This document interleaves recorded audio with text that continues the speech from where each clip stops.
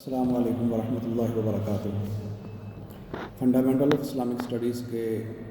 نصاب کا دوسرا باب ہم پڑھ رہے تھے، تو اس میں سورۃ البقرہ کی آیت نمبر 208 اور سورۃ المائدہ کی آیت نمبر 3 جو ہے اس کو ہم نے پڑھ لیا تھا۔ اس کے ملحق اور اس کے ساتھ اگر آپ دیکھیں تو سورہ آل عمران کی آیت نمبر 85 آپ کو نظر آئے گی۔ اس میں اللہ سبحانہ و تعالیٰ کا ارشاد ہے، وَمَن يَبْتَغِ غَيْرَ الْإِسْلَامِ دِينًا، اور جو کوئی تلاش کرے گا اسلام کے علاوہ کسی اور دین کو، یا جو کوئی تلاش کرے اسلام کے علاوہ کسی اور دین کو، فَلَن يُقْبَلَ مِنْهُ، تو اس سے ہرگز قبول نہیں کیا جائے گا۔ ہم نے پچھلی آیت کریمہ میں یہ پڑھا تھا کہ وَرَضِيتُ لَكُمُ الْإِسْلَامَ دِينًا، اللہ سبحانہ و تعالیٰ نے بنی نوع انسان کے لیے جس دین اور جس ضابطے کو، زندگی گزارنے کے جس ضابطے کو پسند کیا ہے، لازم قرار دیا ہے، وہ اسلام ہی ہے۔ اسلام کے علاوہ زندگی گزارنے کا کوئی اور طریقہ اگر کوئی فرد اختیار کرتا ہے تو اللہ سبحانہ و تعالیٰ کے ہاں وہ مقبول نہیں ہے۔ اللہ کی منشا، خالق کی مرضی کیا ہے، خالق اپنی مخلوق سے کیا چاہتا ہے کہ مخلوق کس نہج پر، کس ضابطے کے مطابق زندگی گزارے، وہ خالق نے خود ہی واضح کر دیا۔ وَرَضِيتُ لَكُمُ الْإِسْلَامَ کہہ کر بھی، اور مزید اگلی آیت میں فرمایا وَمَن يَبْتَغِ غَيْرَ الْإِسْلَامِ دِينًا فَلَن يُقْبَلَ مِنْهُ، اور جو کوئی اسلام کے علاوہ کسی اور دین کو اختیار کرے گا تو اس سے ہرگز قبول نہیں کیا جائے گا۔ یہ جو فلن میں ہے، فلن اس میں تاکید ہے، یعنی عدم قبولیت میں انتہائی تاکید ہے کہ ہرگز قبول نہیں کیا جائے گا۔ وَهُوَ فِي الْآخِرَةِ مِنَ الْخَاسِرِينَ، اور وہ آخرت میں انتہائی نقصان، وہ آخرت میں نقصان اٹھانے والوں میں سے ہوگا۔ وَهُوَ، اور وہ فی الآخرۃ، آخرت میں، من الخاسرین، نقصان اٹھانے والوں میں ہوگا۔ تو دنیا کا جو نقصان ہے اس کا انکار نہیں ہے یہاں پر۔ اصل مسئلہ یہ ہے کہ جو آخرت کی کامرانی ہے، اسلام اصل میں کامرانی اسی کو قرار دیتا ہے،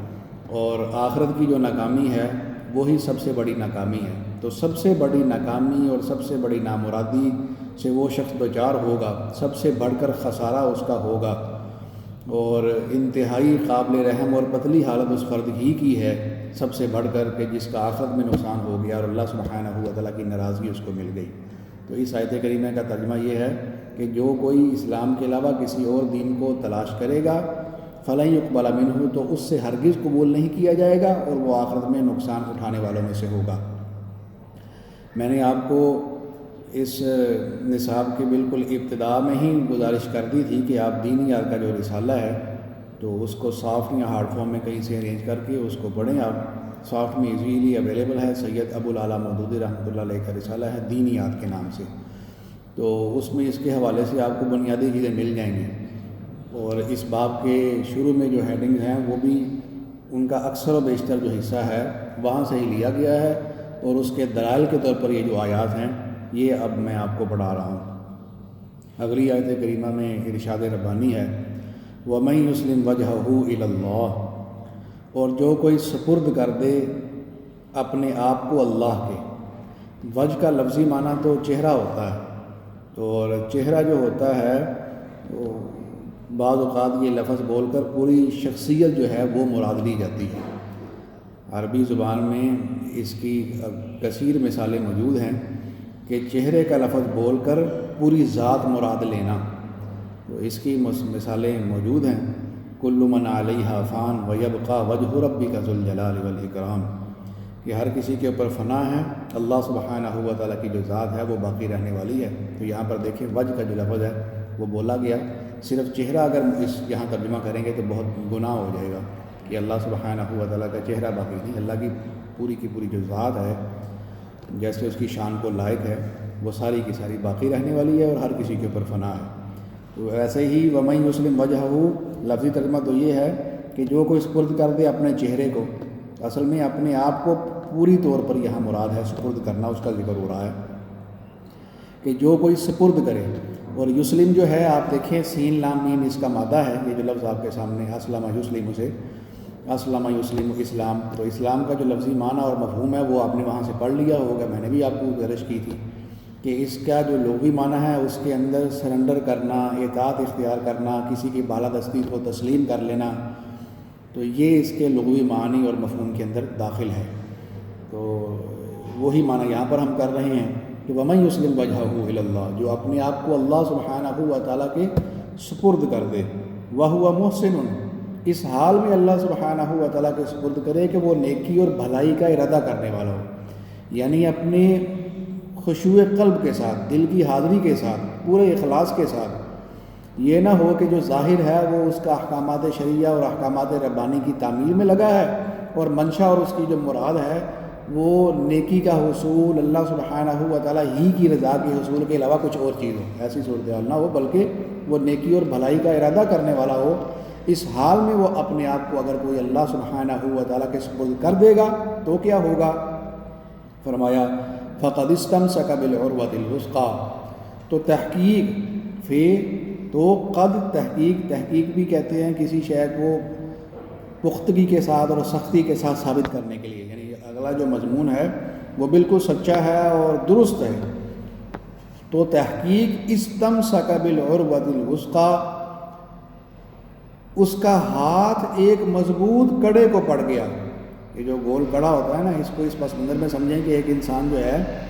وہ پانی میں بہہ رہا ہے، کسی شے میں غرق ہو رہا ہے، یکا یک اس کا ایک ہاتھ کسی مضبوط کڑے کو پڑتا ہے، تو سمجھ میں یہ بات آتی ہے کہ اب وہ ڈوبنے سے اور اب وہ غرق ہونے سے محفوظ ہونے کے امکانات پیدا ہو گئے ہیں۔ تو ویسے ہی اس کائنات کے اندر جو مختلف قسم کے نظریات و افکار و تخیلات اور زندگی گزارنے کے جو مختلف طریقے موجود ہیں، وہ سب کے سب انسان کو گمراہیوں میں ہی ڈالنے والے ہیں، سوائے ایک طریقے کے، وہ طریقہ اسلام ہے۔ اور وہ طریقہ کیا ہے؟ اللہ سبحانہ و تعالیٰ کے سامنے سرنڈر کر لیا جائے، اس کی طاقت اور اس کے اختیار اور اس کے سلطے اور اس کی قدرت اور اس کے علم اور بندگی اسی کا حق، ان تمام چیزوں کو انسان قبول کر لے صدق دل کے ساتھ، بھلائی کے ارادے کے ساتھ، تو یہ اسلام ہے۔ تو اب اس زندگی کے گھٹا ٹوپ اندھیروں کے اندر اگر کسی کو سادہ الفاظ میں اسلام کی توفیق ہو جائے، اس بات کی توفیق ہو جائے کہ وہ اپنے آپ کو اللہ کے سپرد کر رہا ہے، تو اب تو تحقیق فقد استمسک بالعروۃ الوثقی، تو اس کا ہاتھ ایک مضبوط کڑے کو پڑ گیا، اب جو ہے وہ گمراہی اور ہلاکت سے یقیناً محفوظ ہی وہ بفضل خدا رہنے والا ہے۔ تو کیا ترجمہ کریں گے ہم؟ وَمَن يُسْلِمْ وَجْهَهُ إِلَى اللَّهِ، اور جو کوئی اپنے آپ کو اللہ کے سپرد کر دے، اس حال میں کہ وہ نیکی کا ارادہ کرنے والا ہے، اس حال میں کہ وہ بھلائی کا ارادہ کرنے والا ہے، فقد استمسک بالعروۃ الوثقی، تو تحقیق اس کا ہاتھ ایک مضبوط کڑے کو پڑ گیا، وَإِلَى اللَّهِ عَاقِبَةُ الْأُمُورِ، اور اللہ ہی کی طرف ہے تمام معاملات کا انجام، تمام معاملات ایٹ دی اینڈ بالآخر جو ہیں وہ اللہ سبحانہ و تعالیٰ ہی کے سپرد ہوں گے، اور اللہ سبحانہ و تعالیٰ ہی کا جو فیصلہ ہوگا وہ نافذ جاری و ساری ہونے والا ہے۔ دنیا میں عارضی طور پر کسی کے پاس کوئی طاقت آ جائے، کوئی اختیار آ جائے، کسی کو کوئی حکومت آ جائے، تو اس سے انسان اس مغالطے کا شکار نہ ہو کہ یہ آخری اور حتمی اور فیصلہ ہے، نتیجہ اس کے ہاتھ میں، قطعاً ایسا نہیں ہے۔ جتنے بھی معاملات دنیا میں درپیش ہیں انسان کو، اور تمام کے تمام معاملات، یہ بالآخر اللہ سبحانہ و تعالیٰ ہی کے سپرد ہوں گے، ان کا انجام کار اللہ سبحانہ و تعالیٰ ہی کا فیصلہ ہوگا، جو آخری حتمی اور قطعی ہوگا، اور بالقوہ جو ہے اس کو پوری بنی انسان کے اوپر نافذ کیا جائے گا۔ تو پھر اس کا خیال کرنا چاہیے کہ نتیجہ جو ہے وہ اللہ سبحانہ و تعالیٰ کے ہاتھ میں ہے، تو پھر اللہ سبحانہ و تعالیٰ کے سامنے ہی سرنڈر کیا جائے، بجائے اس کے کہ اللہ سبحانہ و تعالیٰ کو ناراض کر کے کسی اور کی رضا اس کے حصول میں انسان لگا رہے۔ تو یہ سورہ لقمان کی 22 نمبر آیت ہے جو ہم نے پڑھی ہے۔ تو یہ اسلام اور کی حقیقت اور کفر کی حقیقت اور اسلام کے فائدے اور اسلام کے نقص، جتنے بھی دینیات کے اندر آپ اسلام اور ایمانیات سے متعلقہ بحثیں پڑھیں گے تو اس میں یہ جو آیات ہیں یہ بطور دلیل کے کام آئیں گی، اور ساتھ ہی آپ دیکھیں کہ ایک حدیث مبارکہ بھی ہے، تو اس کے الفاظ تقریباً وہی ہیں جو پہلے ہم احادیث جو پڑھی ہیں اس میں گزر چکے ہیں، تو ان کو بھی ایک مرتبہ دہرا لیتے ہیں۔ قال صلی اللہ علیہ وسلم، کہ رسول اللہ صلی اللہ علیہ وسلم نے فرمایا، یہ حدیث بھی اس موضوع اور بنیاد کو تقویت عطا کرتی ہے جو پہلے ہم نے اسلام کے حوالے سے طے کیا ہے۔ کیا فرمایا؟ الاسلام ان تشہد اللہ الہ الا اللہ۔ اب یہ اسلام کی تعریف ہو رہی ہے اصطلاحی کہ اسلام کہتے کس چیز کو ہیں؟ فرمایا اسلام یہ ہے کہ تو اس بات کی گواہی دے کہ اللہ سبحانہ و تعالیٰ کے علاوہ کوئی الہ نہیں ہے۔ اسلام یہ ہے ان تشہد کہ تو گواہی دے اللہ الہ الا اللہ کہ کوئی الہ نہیں ہے مگر اللہ، کہ اللہ کے علاوہ کوئی الہ اور معبود اور بندگی اور پرستش کے لائق نہیں ہے، تو اس بات کی گواہی دے۔ ایک تو اس بات کی گواہی دینی ہے، اور اس بات کی گواہی دینی ہے کہ وَأَنَّ مُحَمَّدَ رسول اللہ، کہ محمد صلی اللہ علیہ وسلم اللہ کے رسول ہیں۔ یعنی یہ بنیادی گواہیاں ہیں، اس کے بغیر کوئی فرد جو ہے مسلم نہیں ہو سکتا۔ اور کیا چیز جو ہے وہ اسلام کی تعریف میں داخل ہے کہ ان چیزوں کا حامل جو ہے